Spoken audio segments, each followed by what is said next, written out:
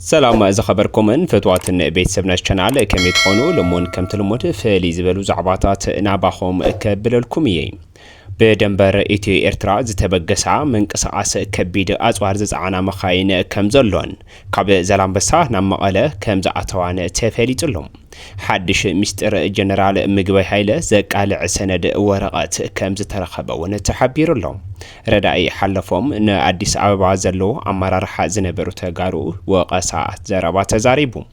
مكل خالق سراويت إثيوبيا تمالي أقامشت كورم كم زتوازازره زتفلت كينو لما عنتي دما عب زوبا دبوب وردا زاتا أبي دنك عشنا ساعة حموش قطري حيالوج تخفيتو كم زلو تفلت لهم زي أمن كالوتون زعباتات ناباهم بزرزر كبل الكمية كسب مودعتا حابير كومنيكت صنحو بزي أقاتامي يعدمكم كدمي نابزرزراتهم مسقارنا جن كبرات فتواتن تخطاتلتنا زي channel نخعبيني إز فيديو دما نابخلت نخبت لايك شير كومنت باعبي دوما سابسكرايب بمقبار جمر ويخم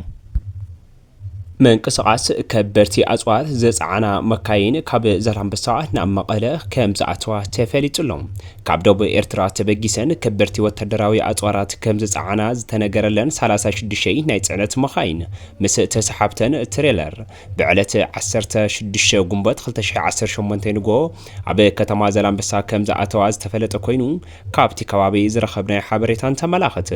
تن مخاين عبتا زعتوا على تمشت جعزون نابرأس كتما راي مقاله كم زقصلا اتي حبرتا وسيخ يردن صعنت اذن مخاين زتفلالي عينت كبرتي ازوارات مخانو زتجلص انتخون ابزي حزي وان كاب كلته كسب 4 زخونه تسحبتي زسحب وتدراوي مخاين مسمول عجبتن بمعلتو نابتي زوبا مئتاو زتلمده تريتات كم زخونه ون منጭታትን حبيروم لنايم زي تعفافي منقصاص وتدراوي ازوار نحيلن بعتوب ككتاتلون زغبو زملكت اكال توساخي ناي مطنقتا صاوعيت كم زقربون تفليط يوم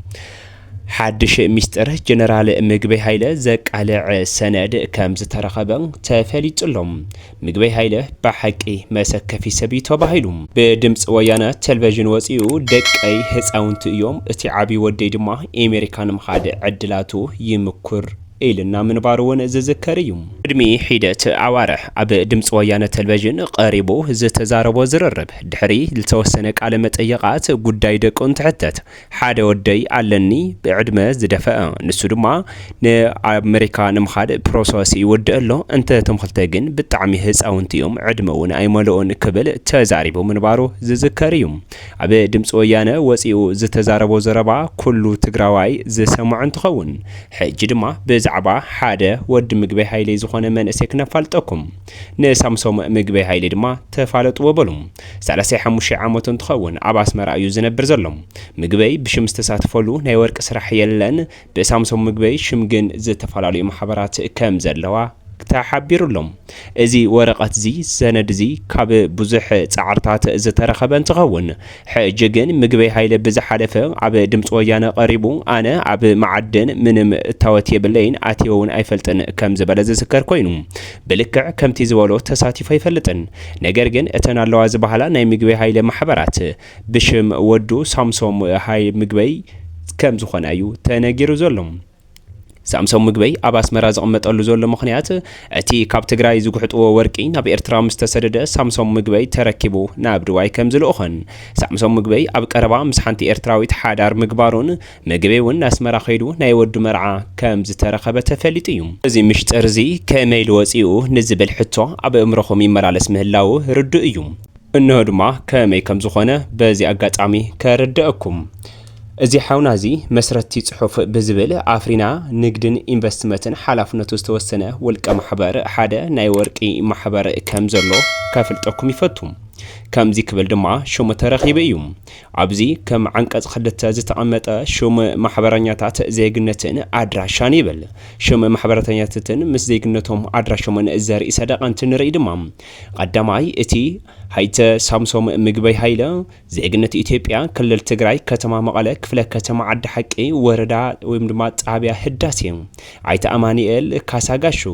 ኢትዮጵያ አዲስ አበባ ጉሌለ 02 አይተ ያሬድ በለጠ ተፈራ ኢትዮጵያ አዲስ አበባ ንፋስ ስልክ 03 አይተ አሌክሳንደር ያየን ስዩም ኢትዮጵያ አዲስ አበባ ቄርቆስ 10 ጣብያ 10 አይተ ዮናስ ሳሊሕ በሪሁ ኢትዮጵያ ትግራይ መቐለ ዓዲ ሓቂ ህዳሴ አብዚ ማሕበር እዚ ድማ 5ኦም ናይቶም ሽም ማሕበረተኛታት እንተኮይኑ ምስ ዘይግነቶም ድማ ከምዚ ክብሉ አቐሚጦም እዮም ምክልኻል ሰራዊት ኢትዮጵያ ትማሊ አጋምሸት ኮረም ከም ዝተቆጻጸረ ዕላዊ ገይሩሎ ለማዓንቲ አብ ከባቢ ዞባ ደቡብ ወረዳ ዛታ ጣብያ ደንቃሸና ድማ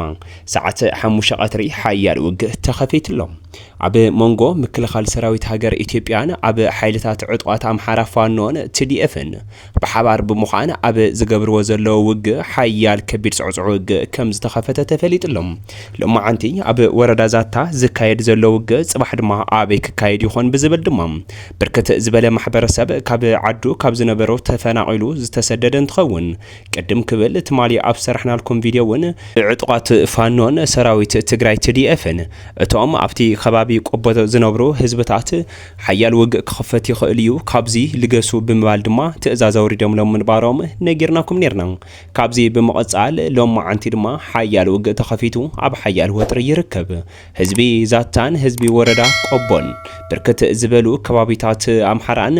ራያን ድማ ኣብ ሓያል ጭንቂ ኣትዩ ከም ዘሎ ተፈሊጡሎም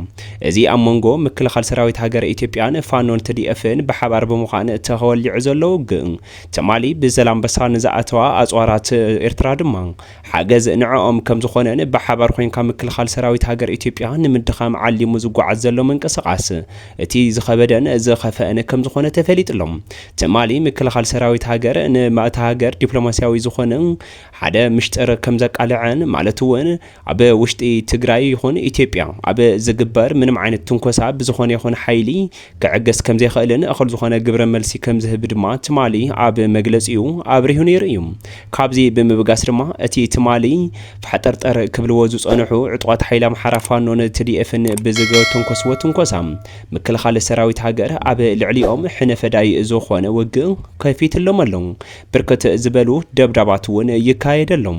እቶም ደብዳባት ክሳብ ሕጂ ከም ዘይተቋረጹን ንኣስታት 4 ሰዓት 3 ሰዓታት ዝኣክል ውግእ ከም ዘሎ ድማ ተፈሊጡ እዩ እዚ ውግእ እዚ መጠረሽኡ እንታይ እዩ ንዝብል ግን ብርክት ዝበሉ ደቂ ትግራይ ኣብቲ ውሽጢ ግዳይ ይኾኑ ከም ዘለው ዝተፈለጠ ኮይኑ ብፍላይ ሓራ መሬት ትግራይ ሰራዊት ሰላም ሓይሊ ትግራይ ብዝበለ ኣብ ዓፋር ዝነበሩን በዚ ድማ ጸለምቲ ዘለው ሰራዊት ትግራይ ድማ ብርክት ዝበለ ሓያል ዝኾነ ምንቅስቃስ የካይድለው እዮም